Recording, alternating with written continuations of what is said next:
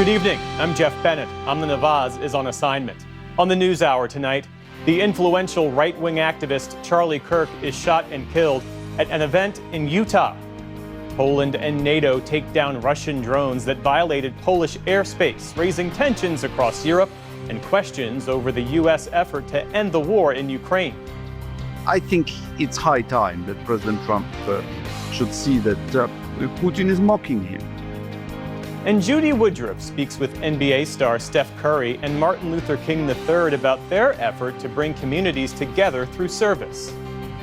Underneath the surface, we're doing the work that is hopefully meaningful and sustainable, no matter what voice out of Washington's coming out.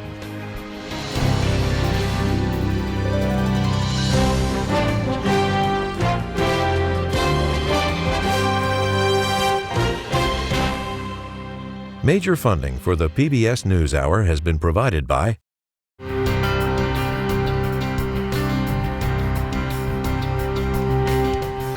the Judy and Peter Bloom Kovler Foundation, upholding freedom by strengthening democracies at home and abroad. The Ford Foundation, working with visionaries on the front lines of social change worldwide. I absolutely love my job because I love the people I work with. Everyone is trying to connect on a personal level. We look out for one another. We love to see our teammates thrive. You don't have to change how you walk. You don't have to change how you talk. We can bring our authentic selves to work and do our best stuff. That's joy.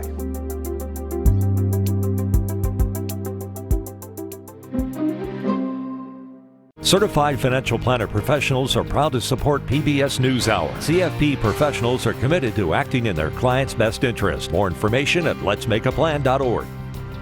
The Walton Family Foundation, working for solutions to protect water during climate change so people and nature can thrive together.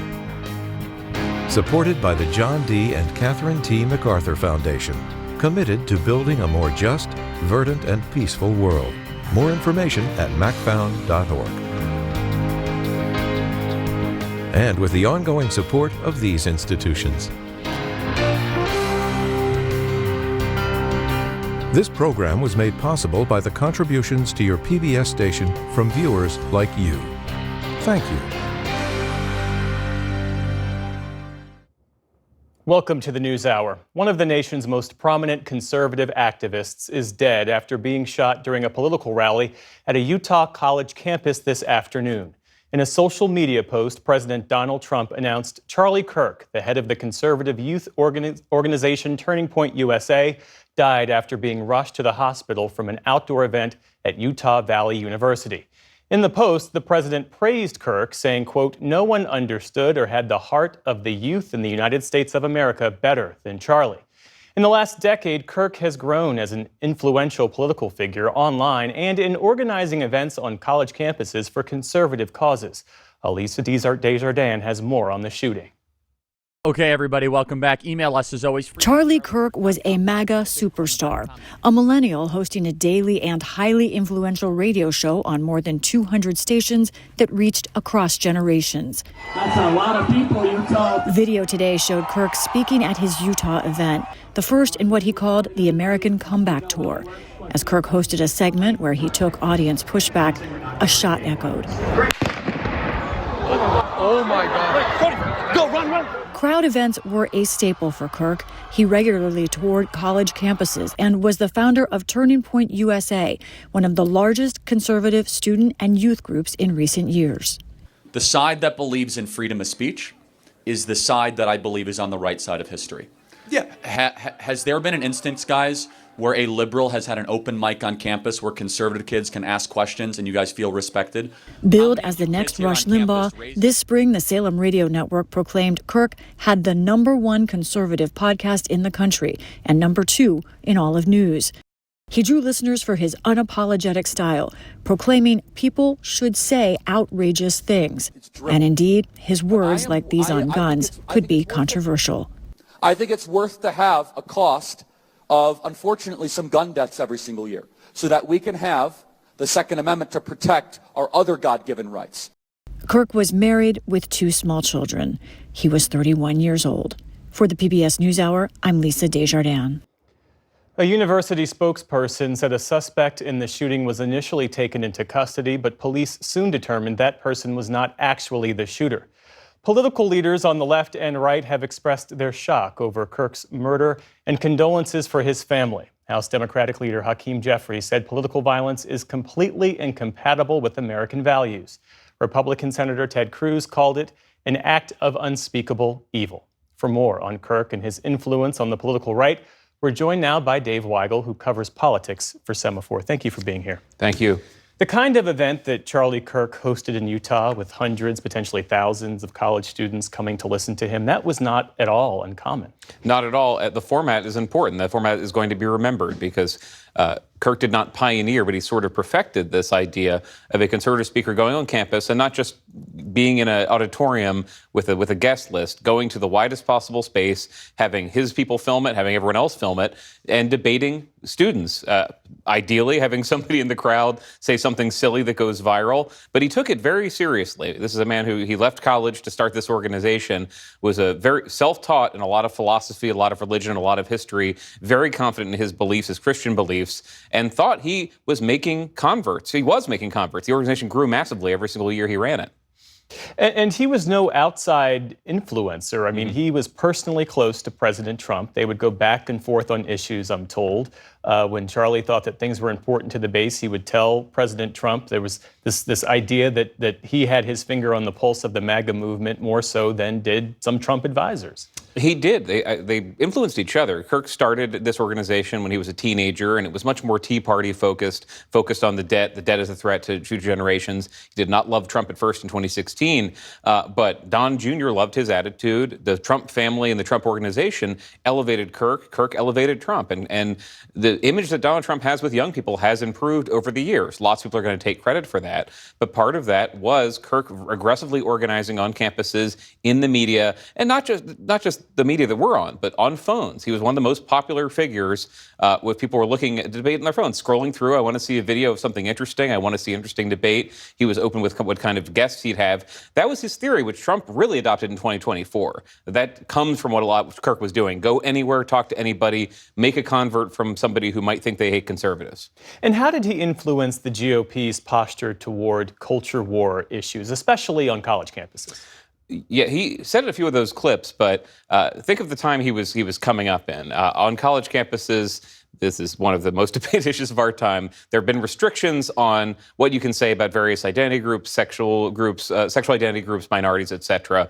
The conservative position has been no, complete free speech. You're not allowed to do that. So he had these traditional conservative views, and he framed them as somebody coming in from outside to say, you are being misled. Your minds are being shrunk by what is happening on your campus. You should have an open mind. And he would think, if you talk to me long enough, you're going to agree with me.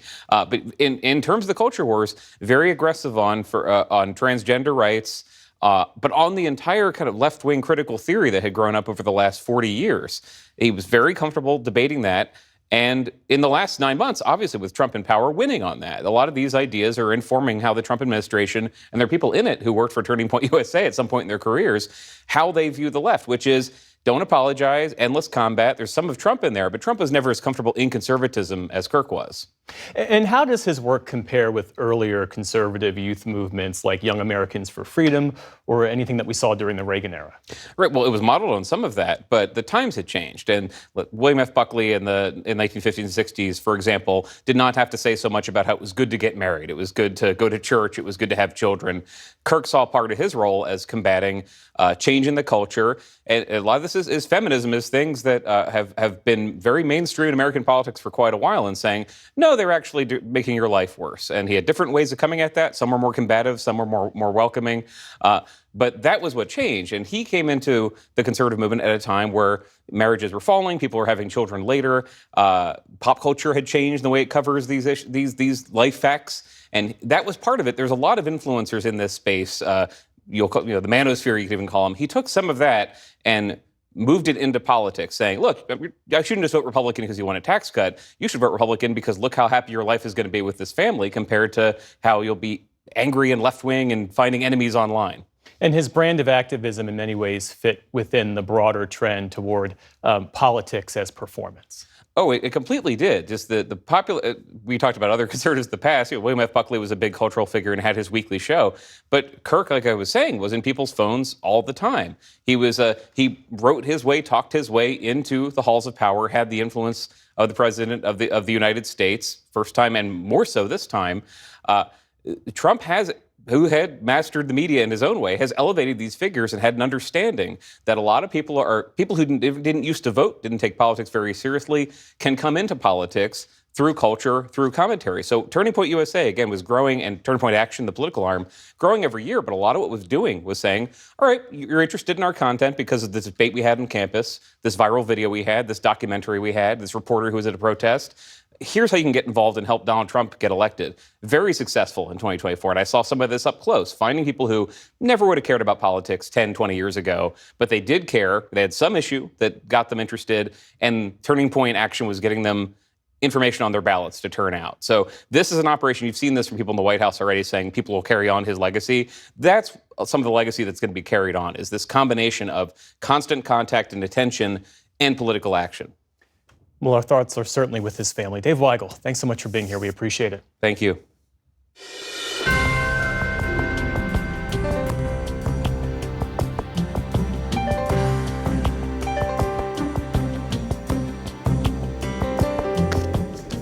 It was an ominous series of milestones today for the world's largest military alliance. For the first time in NATO history, alliance airplanes engaged enemy targets in Allied airspace. And for the first time since Russia's full-scale war in Ukraine, NATO opened fire on Russian drones. Nick Schifrin speaks to the foreign minister of NATO member Poland, where the attack took place, and reports on a day that rattled the alliance.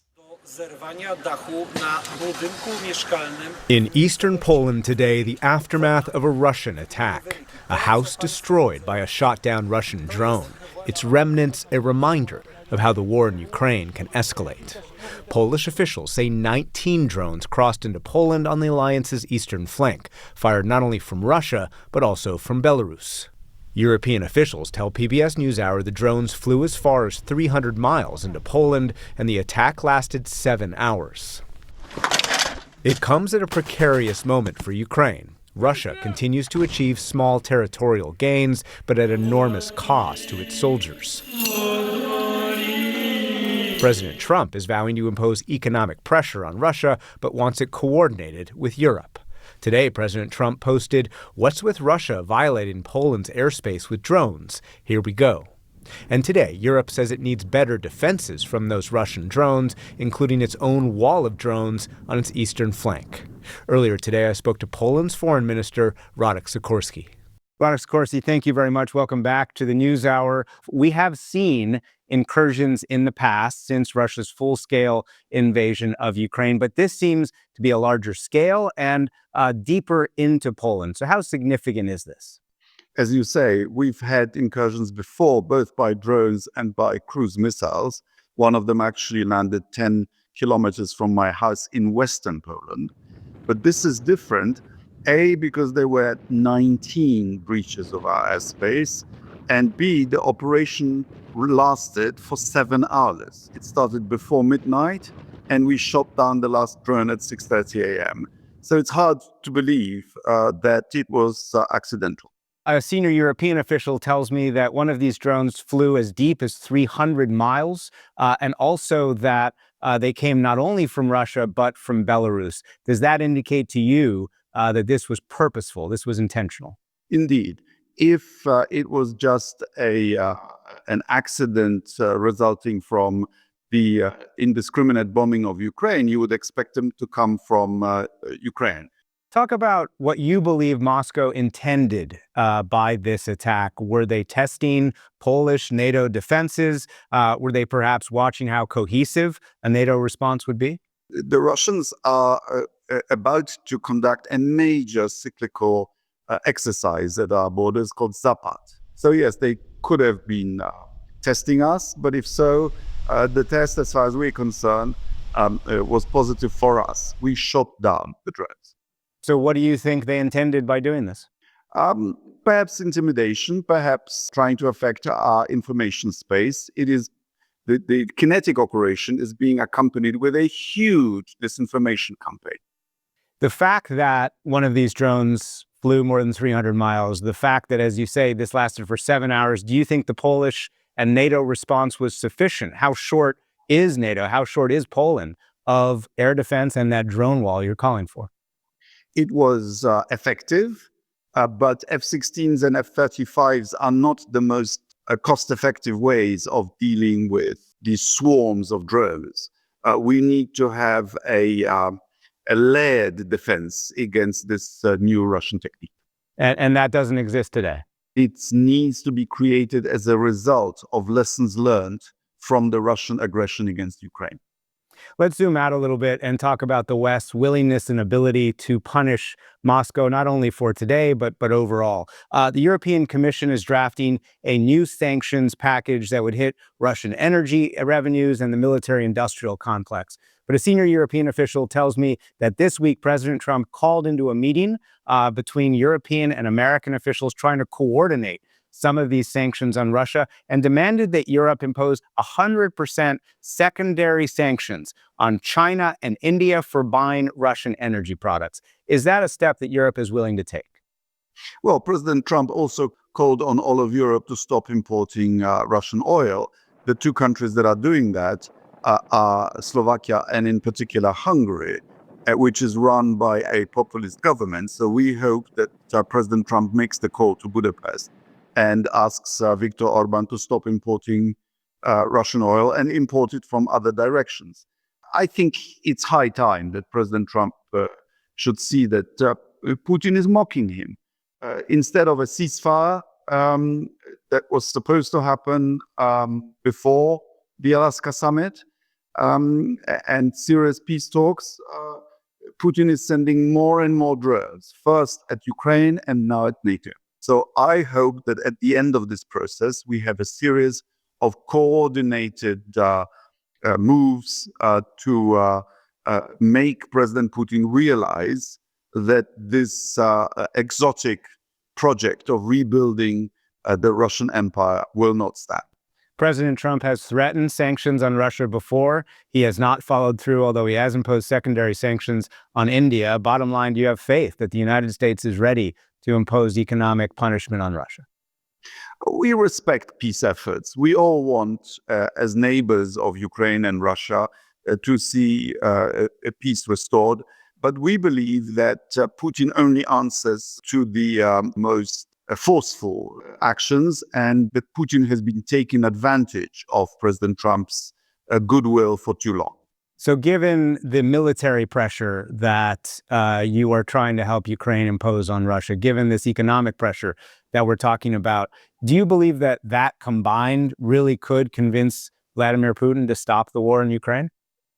Yes, I do, because this war will not end the way Second World War ended, with one party walking into the capital of the other. It's much more likely to end by one side losing the resources to continue it.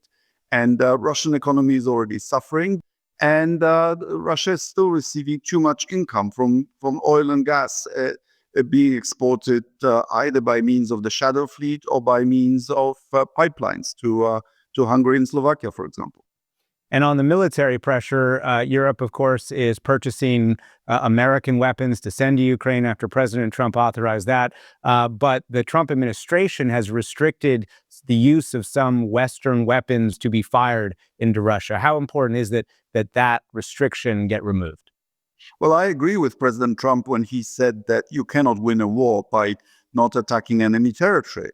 And the Ukrainians have been very successful, both at sea and at attacking Russian oil refineries. There are now gas shortages in Russia, and success should be reinforced. These are legitimate military targets. The gas is used to power the Russian war machine, and I'm sure American help in taking out such targets would be appreciated. Radek Sikorski, thank you very much. My pleasure. Thank you.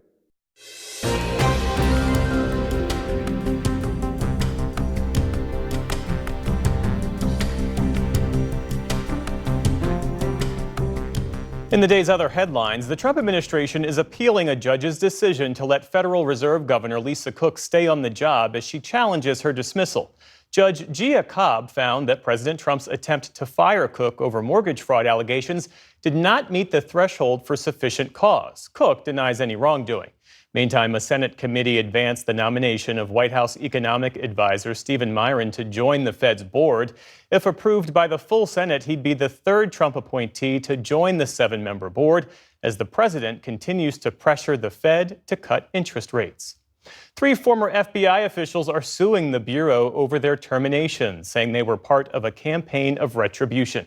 Brian Driscoll, Steve Jensen, and Spencer Evans allege the FBI director, Kash Patel, indicated directly to one of them that he knew firing them was, quote, likely illegal, but he did so anyway to fulfill President Trump's desire to remove all agents who helped investigate him.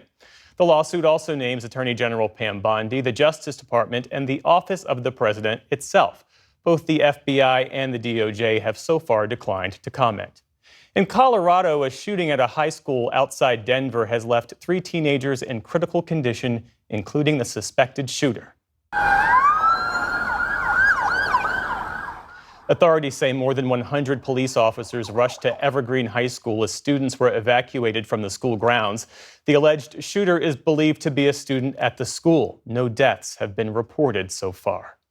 A South Korean plane touched down in Georgia today to bring home more than 300 workers who were arrested in a massive immigration raid last week. It's unclear when the plane will leave and whether the workers will qualify for voluntary departures or be deported. Earlier today, Secretary of State Marco Rubio hosted South Korea's foreign minister, saying that President Trump has ordered that the matter be resolved swiftly. Last week, ICE agents rounded up the workers at a Hyundai plant in Savannah. It was the largest workplace raid of the Trump administration so far. Meantime, an immigration enforcement effort in upstate New York boiled over into a dramatic confrontation with protesters.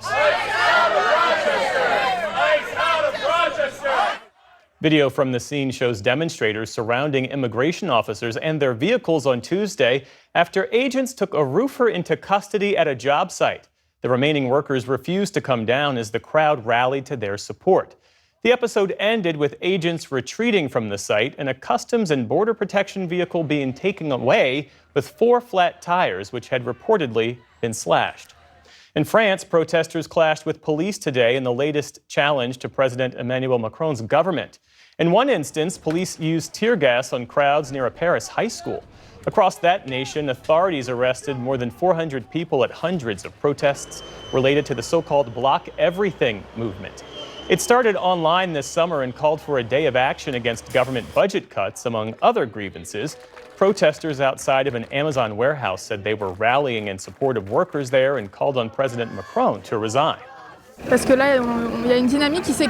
dynamic has been created and self-organized. It's truly a citizens' movement that has organized itself. Personally, at least, I'll be there until the end to be able to fight and to really get the message across that we can't take it anymore and that Macron has to go. He's the cause of all this. The latest unrest comes just a day after President Macron selected a new prime minister, his 4th in just a year. In Nepal, troops are patrolling the streets of the capital, Kathmandu, as the military there tries to restore order after 2 days of violent protests. At least 25 people were killed as public anger over a short-lived social media ban boiled over, forcing the country's prime minister to resign. Talks began today to select an interim government, though no decision has been made. Meantime, a cleanup effort has started following chaotic scenes that saw damage to the country's main parliament building, presidential house, and government offices. Cuba suffered a total blackout today amid ongoing problems with its aging infrastructure and fuel shortages. Energy Ministry officials attributed the most recent outage to a malfunctioning thermoelectric plant, but an investigation is still ongoing. This is Cuba's second major outage this year after a similar blackout back in March. Officials say work is underway to restore power to Cuba's roughly 10 million people. On Wall Street today, stocks ended mixed ahead of tomorrow's highly anticipated inflation data. The Dow Jones Industrial Average fell more than 200 points on the day. The Nasdaq added just 6 points, so about flat. The S&P 500 closed once again at a new all-time high. And we have some news from Mars. Scientists say that NASA's Perseverance rover has discovered rocks that are being called the clearest sign of ancient life on that planet. The stones are composed of finely packed sediment. Close analysis reveals that they contain green, black, and white dots resembling minerals that on Earth are associated with microbial activity. Researchers say the rocks will need more analysis, ideally in labs back here on Earth, before they can reach any firm conclusions. Still to come on the NewsHour, the global fallout from Israel's strike on Hamas leadership in Qatar. How the National Guard is being used to combat crime in New Mexico at the behest of its Democratic governor. And a new book examines how artificial intelligence may be exacerbating sexism. This is the PBS NewsHour from the David M. Rubenstein Studio at WETA in Washington, and in the West from the Walter Cronkite School of Journalism at Arizona State University. Today, the leader of the United Arab Emirates visited Doha to express solidarity with Qatar, one day after an unprecedented Israeli attack on the Gulf nation, which is a major non-NATO ally of the U.S. Israel's airstrikes that targeted Hamas's political leaders reportedly failed to kill them but rattled the region. To discuss the attack and the regional ramifications, we turn to Marwan Muasher. He's the vice president for studies at the Carnegie Endowment for International Peace, and he's also the former foreign minister of Jordan. He joins us now from Amman. Marwan Muasher, welcome back to the NewsHour. Thank you. Israel's strike in Doha aimed at Hamas leadership was the first acknowledged strike on a Gulf state. In your view, what message does it send to the broader region? I think the primary question that the region is asking today is regional peace a priority of Israel? Because judging from Israeli actions, coupled with Israeli statements that they intend to annex the West Bank, it does not seem that regional peace is of any priority to Israel. I think what it is also doing is it is killing the prospects of any expansion of the Abrahamic Accords. The Abrahamic Accords were a cornerstone of U.S. policy, both for the Biden administration and the Trump administration. Today, there is not just no chance for Saudi Arabia to join the Abrahamic Accords because of this action, but even Gulf countries who have joined, like Bahrain and the United Arab Emirates, are today, I think, revisiting their stand. The UAE president was in Qatar today, and as I said, the whole issue of whether Israel regards peace as a priority is being seriously questioned in the region. The Qatari Prime Minister, in an interview with CNN today, he called the Israeli attack an act of state terror and said that Qatar is reassessing everything about its mediating role. Looking ahead, what are the long-term consequences if that country, which is one of the few players willing to mediate between Hamas and Israel, if they back away from their role? What's the impact on any sort of future regional peace effort? I think it's very difficult to think today of Qatar resuming its mediation efforts when it feels at risk that Israel is going to strike at the very negotiators that it is dealing with. But beyond that, it is going to be very difficult for any country to step in and mediate the release of Israeli hostages. And so it has stark consequences on the region. Unfortunately, it has stark consequences on the Israeli hostages themselves.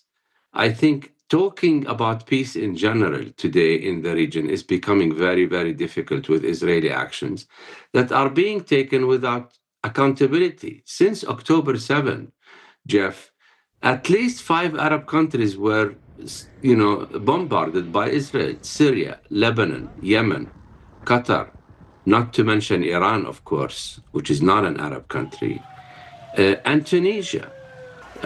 And without accountability, Israel is clearly violating the UN Charter without any country in the world basically taking any action against it. What does this episode reveal about the Trump administration's influence and leverage in the region? Look, if the Trump administration has not been able to stop Israel from hitting a U.S. ally, which has played a central role in releasing the vast majority of Israeli hostages. If the Trump administration is not able to implement its own priority in the region, which is expansion of the Abrahamic Accords, as I said, that says a lot about the Trump administration's ability to rein in its principal ally, Israel. Of course, there's the other view that Hamas could release the hostages, and that would bring about an end to this, to which you would say what? The deal on the table is that Hamas has said it repeatedly. It is ready to release all the hostages in return for an end of the war on Gaza. But what it is being presented with is release all the hostages, then we'll come back and kill you and hit back at you. And, without agreeing with what Hamas did in October 7, it is not something that Hamas obviously is ready to accept. I think Hamas has indicated repeatedly its willingness to release all the hostages, but in return, the war on Gaza needs to stop. 65,000 Palestinian civilians have been killed so far, with no end in sight. Marwan Muasher, thank you for your perspective this evening. We appreciate it. Thank you.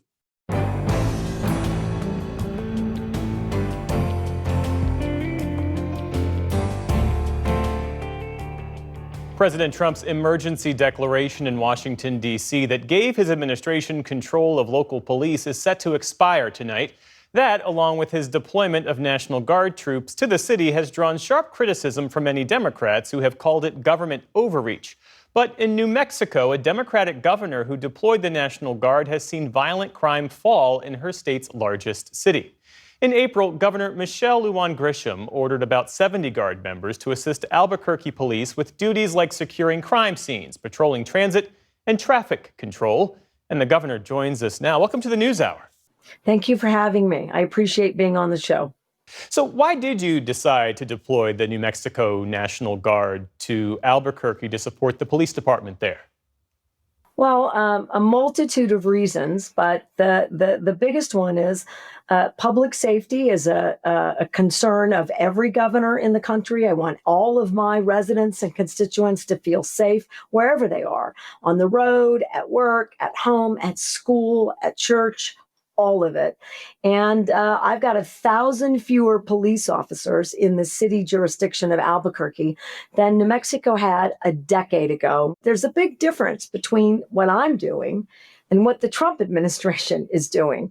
I'm about cooperation and supporting community policing, not occupation. I don't control the police. I'm not taking over a jurisdiction or a city or a county. I'm trying to give them the resources that they need to do the jobs that they were trained to do, and then keep our communities safer. And on the ground, how is the Guard's role in Albuquerque different from what we've seen resulting from the president's decision to deploy the National Guard to Washington, D.C., and then prior to that, Los Angeles? Well, first of all, there's no militarization of any of the policing. So you don't see tanks, you don't see men and women in riot gear, you don't see a giant troop sort of just deployed in the middle of a city. This is strategic, smart, and by and large, the National Guard is behind the direct community policing. And what I mean by that is that they're doing the surveillance work. They're doing the arrest, transportation, and bookings. They're doing the medical transports when that's required of an arrestee. They're making sure that they're doing all the dispatch calls. They are helping us with bus safety and transportation. They're doing the kind of background work that allows for more police time on the streets and communities. And to put that in perspective, since the start of this mission, the Guard has added 4,000 hours of direct policing time, which has led to more arrests, more deterrent, and I can give you two really good examples of that, and the kind of synergistic support that, frankly, our police departments do need, and I believe ultimately want. But the police department in Albuquerque is in charge of the operation. The state police are doing what they do best. They're integrating their support to the local jurisdiction, and the Guard has been trained on this strategic mission. It sounds like that approach, as you describe it, is working, but is it sustainable? It's tough to sustain. It is sustainable for the near future. I'm getting into a season where it's easier to do this work because I have fewer fires, weather is changing, fewer floods, fewer of those kinds of emergencies that the Guard has to be available to do first and foremost.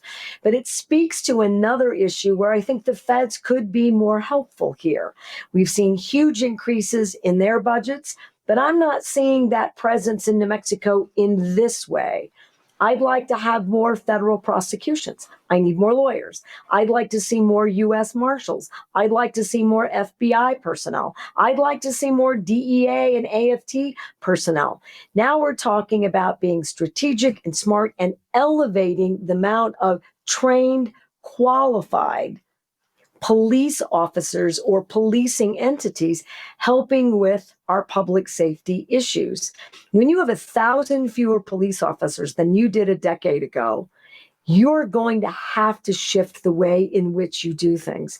And so I asked several administrations for that assistance, and I have certainly alerted the White House informally to date, that could change, that they ought to be putting more into their federal offices in states like New Mexico and along the border. We could do a lot more in our drug interdiction work as a result. I mean, my Guard already does that with the feds. We ought to do more of that. That makes people in Albuquerque and the rest of the state much safer. Speaking of the federal government, the Justice Department recently labeled Albuquerque one of 17 sanctuary cities nationwide, and it says it plans to bring litigation as a result. What's your response to that designation? And more broadly, how are New Mexico cities engaging with federal immigration enforcement? Interestingly enough, if you were to just put a political lens on New Mexico, like any state, we have very Democratic or blue cities. We have very red cities and counties. And as the Trump administration was trying to get a sense about how many law enforcement jurisdictions, remember, they don't work directly for me as the governor, how they would help them with indiscriminate and, I believe, unconstitutional immigration enforcement and detentions and deportations. I'm not aware of any law enforcement jurisdiction anywhere in the state agreeing to that cooperation, because I think ultimately it takes them away from the core public safety work that they must engage in. And I think they believe and understand that it's unconstitutional. And if you don't believe that, it's certainly indiscriminate and unfair. The sanctuary city has been an easy way for far too many jurisdictions, at least in my opinion, to try to declare that they're going to do right by all of their laws and efforts at public safety. But immigration enforcement is, in fact, a federal issue. What we all want is for Congress to pass a bipartisan, smart and fair immigration bill so that you can get visas and come to the United States legally, that we use smart security and safety measures at the border, more technology. And I don't think most folks in Congress are complaining, or governors, that we don't need more border personnel. Strategic, smart, deal with the problem, depoliticize it. New Mexico Governor Michelle Lujan Grisham, thanks again for joining us this evening. Thank you, Jeff. It's a delight.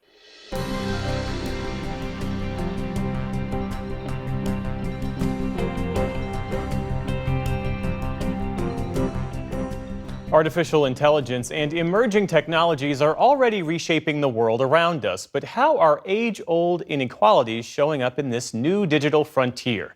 In The New Age of Sexism, author and feminist activist Laura Bates explores how bias now being noted everywhere, from ChatGPT to the metaverse, that's the immersive virtual world launched by Meta back in 2021.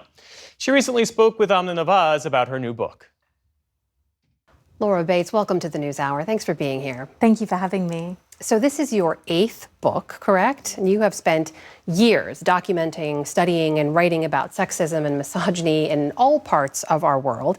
But there is an urgency to this book, because to be clear, you're not talking about what could happen, you're talking about what's already happening. And you say that we're on an edge of a precipice. What does that mean? Absolutely. I mean, our world is about to be transformed by AI and other emerging technologies in ways that I think it's hard for people to fully grasp, socially, culturally, century economically, in terms of education, in terms of news media, in terms of the financial services industry, the criminal justice sector, you name it.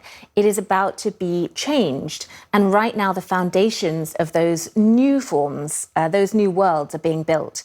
What's happening is that we are seeing that emerging technologies, and AI in particular, are re-embedding existing problems, particularly structural inequalities like sexism and racism, into the foundations of that new world that we will all be living in. So if we don't act now, if we don't talk about this now, it's going to be very difficult to unpick later on. Just to kind of set the groundwork here, when you talk about the intersection of misogyny, sexism, and these new technologies, how different are the experiences for men and women online and dealing with these tech? I mean, they are so dramatic that it is almost like a different world.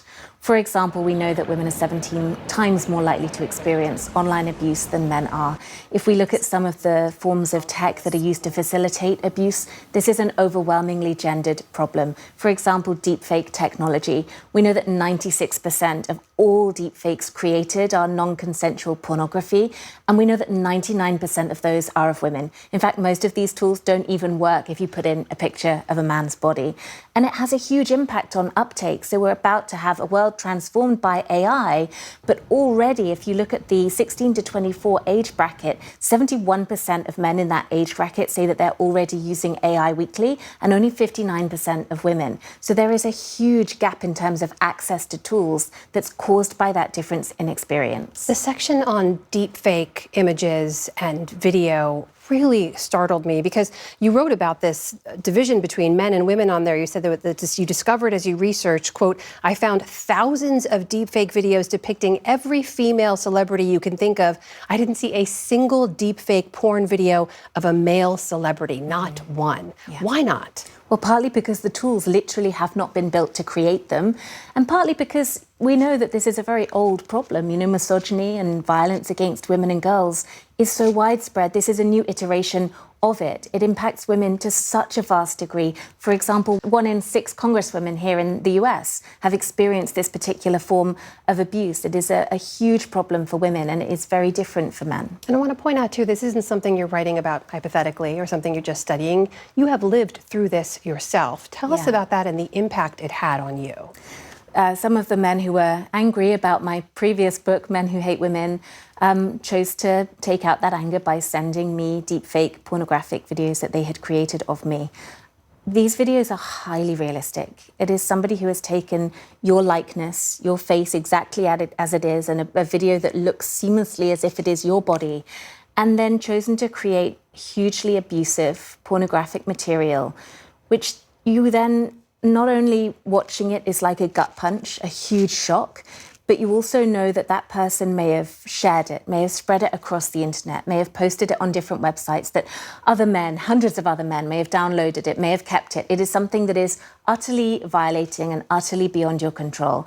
And if it is so impactful for me, as somebody who is, you know, pretty seasoned in this space, sometimes I'll get 200 death threats on a bad day. I am used to this stuff. 200 death threats? On a bad day, you can get maybe 200 rape threats and death threats. So I already know about this stuff. So imagine the impact on a schoolgirl who's 11 years old, and this content is being created of her and being spread. Some of the girls that I write about in the book, they're 11 when this is happening. They're developing PTSD, they're dropping out of education, or you're a politician being driven out of an important job, a public service role that you love, by this visceral form of abuse. Well, let me put to you what some of the folks in the tech industry would say in response to this, because you do quote, who's now the former president of global affairs at Meta, Nick Clegg, who said it's kind of unfair to hold tech companies responsible for the behavior that people engage in on those platforms. And he wrote, you quote him in the book as saying, in the US, we wouldn't hold a bar manager responsible for real-time speech moderation in their bar, as if they should stand over your table, listen intently to your conversation, and silence you for things that they don't like. What would you say to that? Well, the first thing I thought when I read that quote was that many bars are not safe spaces for women. You know, these are places where women experience abuse and harassment on a regular basis. But I also think we need to think about what it is that the metaverse and other spaces like it want to become, because they don't just want to be social and recreational spaces like bars. They are pouring billions of dollars a year into creating a world where they hope that we will be attending virtual university lectures in lecture theatres in the metaverse. They hope people will be doing business there, meeting in virtual boardrooms. And those spaces, I think we would hold to a higher standard in terms of safety. There is also a part of me that thinks if you want to create an entire new world, don't you want to start out by setting the bar a little higher? Are there policy prescriptions we should be looking at? Do you see the work being done to regulate this or to stop it from getting worse than it already is? So it is regulation and policy that we need, and nobody is saying we shouldn't develop. This isn't about being anti-tech, but with any other industry, we would expect those common sense guardrails at the point of rolled out products to the public, right? We wouldn't expect big food conglomerates to say, well, some people will die of salmonella, there's not much we can do about that. We would accept that there should be safety regulations in place. With tech, we just don't tend to have that same approach. And so what we are seeing is that places like the European Commission are putting together frameworks of what common sense safety protocols could look like for AI, but we're also seeing enormous amounts of government pushback, not least here in the US, where President Trump recently signed an executive order really with the opposite aim in mind of preventing DE&I initiatives or policies from being enacted in tech firms and in AI products specifically. The book is The New Age of Sexism. The author is Laura Bates. Laura, thank you so much. Thank you.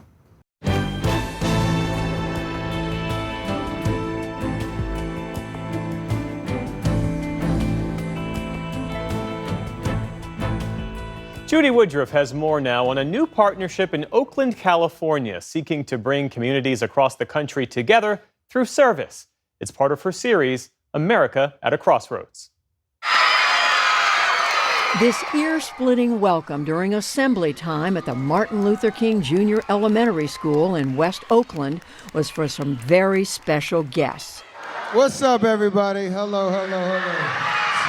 That's the energy I'm talking about. That is why we are so excited to be here. Standing next to the son of the civil rights icon, Steph Curry, the four-time NBA champion for the Golden State Warriors, is about as big a celebrity as you could ask for in this city. Y'all have fun at school? Y'all have fun at school? 6 years ago, around the time the Warriors left here to move to San Francisco, Curry and his wife, Aisha, decided they couldn't walk away from this community with so many in need. They started their Eat, Learn, Play Foundation, supporting children's well-being through access to healthy food, literacy, and play. These are the pillars and the foundation of what makes a child have a happy, thriving, healthy life. The Currys were here to announce a new partnership with Martin Luther King III and his wife, Andrea Waters King's Realize the Dream initiative, a nationwide call to action to mobilize 100 million hours of service by 2029, the 100th anniversary of Martin Luther King Jr.'s birth. That's 100,000 hours right there. The partnership pledges 100,000 volunteer hours here, a city where 1 in 4 African Americans and 1 in 5 Latinos live at or below the federal poverty line. It is very surreal to kind of be here in this moment, planting our flag in Oakland, to have a moment here at Martin Luther King Jr. Elementary School, and just the idea that we're a part of not only a local movement, but a national, hopefully global movement of what service and volunteerism really means, and following the legacy of Dr. King. Coretta Scott King visited here way back in 1972, so this school is particularly important for the King family. One of the things Dad used to say is everyone can be great because anybody can serve. The school is the 21st that Eat, Learn, Play has transformed here in Oakland. When we visited last week, there was a book giveaway. A new playground and basketball court were being built, new murals painted, and new gardens planted. Roma Groves Waters has been principal here for nearly 17 years. Do you see a tangible difference that the Currys are making in Oakland? Oh, yes. The way they transform playgrounds, they make kids want to come to school. So it helps with the chronic absenteeism. It helps with uplifting the kids' spirits. As they're walking around, they can walk around with something nice for a change. Known as the West Coast Center of Blues Music, West Oakland hosted singers like Billie Holiday and Aretha Franklin. It's also where the Black Panther Party got its start. But today, the seaport, highways, a subway system, and Oakland's main post office have displaced many in this historically black neighborhood and contributed to high rates of childhood asthma in a place that offers few options for healthy food. In 2025, we're still living in the area of the have and have-nots. Like, some people have things and, a lot of the kids here don't. But we bring the joy to the kids when they come to the school. That joy could be seen on the students' faces as they soaked in the celebrity guests who told us they love the smiles but are here to make a difference in the long run. It doesn't happen overnight, but the idea that you can change, the school experience for a generation of kids, like, it's a very lofty goal, but it's something that we're committed to, not just financially, but with a clarity of thought about what impact really looks like and how to measure it. At the nearby Bethlehem Lutheran Church, people gathered for a fireside chat with the Kings and the Currys. Andrea Waters King said her 17-year-old daughter inspired their most recent call to action, concern for the world she would inherit. At a time when we seem more divided than ever, at a time when services that are so needed in our communities were being cut away, we wanted young people to find themselves.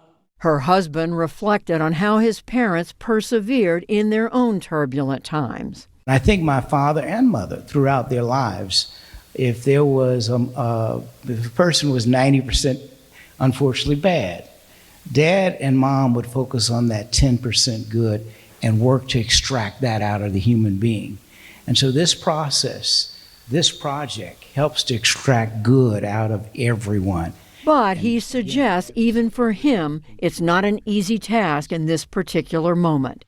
This week, I will also end the government policy of trying to socially engineer race and gender into every aspect of public and private life. Since taking office in January, President Trump has pledged to end what he calls the tyranny of so-called diversity, equity, and inclusion, saying that our country will be woke no more.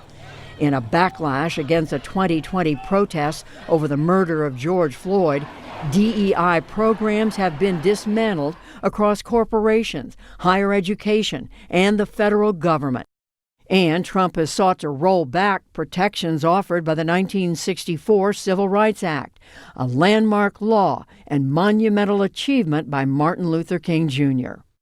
If Dad had lived, we as a nation and world would be on a different trajectory. Our challenge today is still working to get to that different place.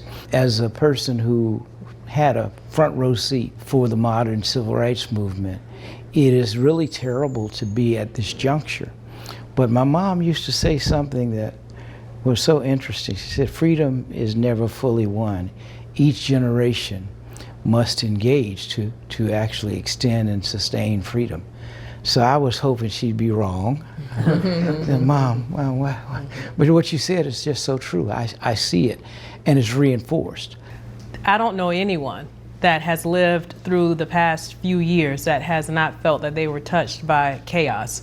This is a way for us all to come together and build community. I think that there is a thirst, there is a desire, there is a yearning for us all to find something that we can agree on.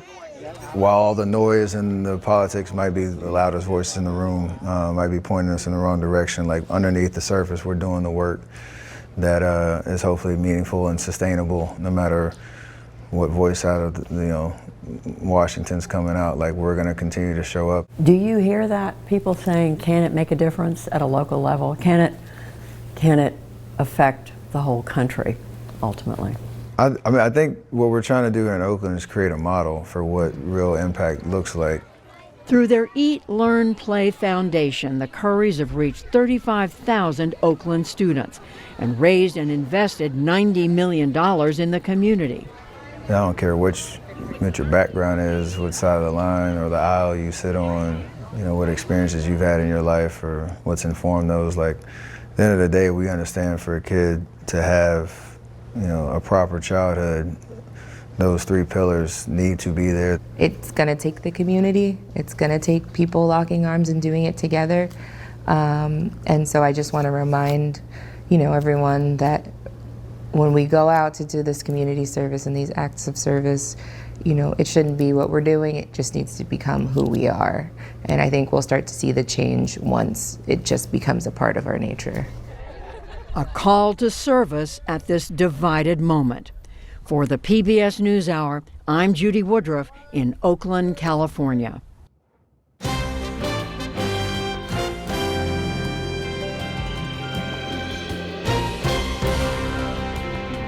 And that's the PBS NewsHour for tonight. I'm Jeff Bennett. For all of us here at the NewsHour, thanks for spending part of your evening with us. Major funding for the PBS NewsHour has been provided by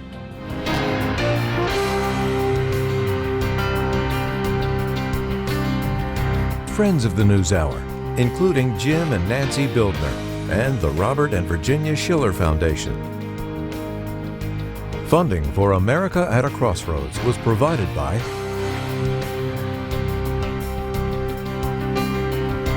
and with the ongoing support of these individuals and institutions.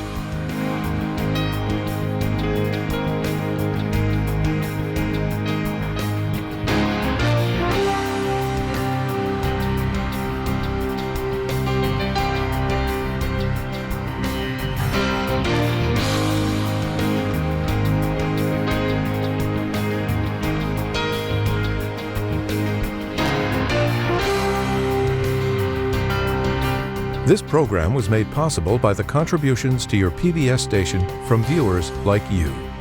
Thank you.